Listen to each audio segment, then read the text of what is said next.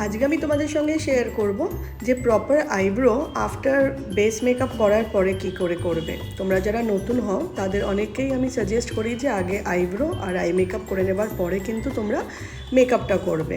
But আজকে এবার তোমরা যারা অনেক দিন হয়ে গেছো তাদের আমি বলি এবার তারা বেস মেকআপ করে নেবার পরে তারপরে তোমরা আইব্রোটা করলে ওতে কিন্তু ফিনিশিংটাও খুব ভালো থাকে আর আইব্রোটাও তোমার খারাপ হয়ে যায় না।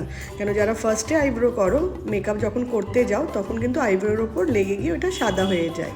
তো যাই হোক, আজকে তোমাদের এমন আমি টেকনিক করে দেখাবো যাতে তোমাদের অনেক সুবিধা হয় আর কত কম টাইমের মধ্যে তোমরা সুন্দরভাবে আইব্রো করবো, আর সেটাও কিন্তু তোমাকে আর কোনো রকম ওইটাকে আর কারেকশন করতে হবে না।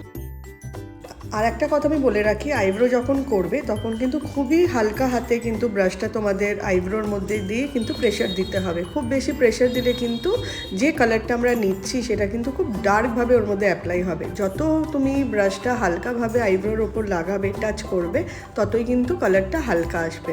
আজকে আমি অ্যানাস্টেশিয়ার ডার্ক ব্রাউনটা ইউজ করছি, তোমরা যে কোনো কোম্পানির ডার্ক ব্রাউন বা ইভনি শেডটা ইউজ করতে পারো।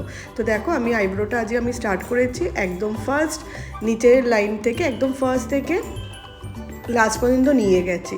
তারপরে ওপরে হালকা হালকা করে আগে মিডল থেকে লাস্ট পর্যন্ত ডার্কভাবে নিয়ে নিয়েছি, আর ব্রাশে যে লাস্টে বাজবে কালারটা সেটা আমি হালকা হালকা করে সামনের দিকে নিয়ে আসবো।